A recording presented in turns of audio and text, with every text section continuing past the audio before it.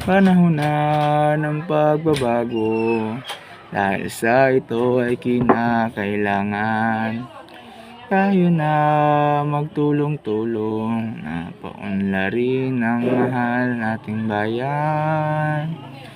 Panahon na ng pagbabago, dahil sa ito ay kinakailangan tayo na magtulong-tulong na paunlarin ang mahal nating bayan. Panahon na ng pagbabago at iayos ang mga dapat ayusin.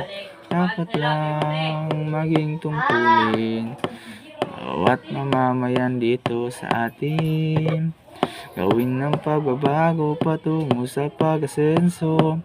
Sikap na mabuti at nang guminhawa tayo. Pagmalaki natin sa mundo at ipamalas. Bagong Pilipino, bagong Pilipinas. Panahon na ng pagbabago, tangkilikin natin ang sariling atin. At tama lang mag-ugaliin na kaysa sa iba sa atin ang unahin. Panahon na ng pagbabago at manguna kahit sa anong larangan. Ang tagumpay ay karangalan na iaalay o ihandog sa bayan.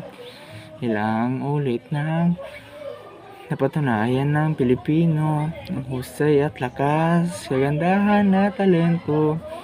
Handang makipagpaligsahan kahit sa anong oras. Ang bagong Pilipino, bagong Pilipinas.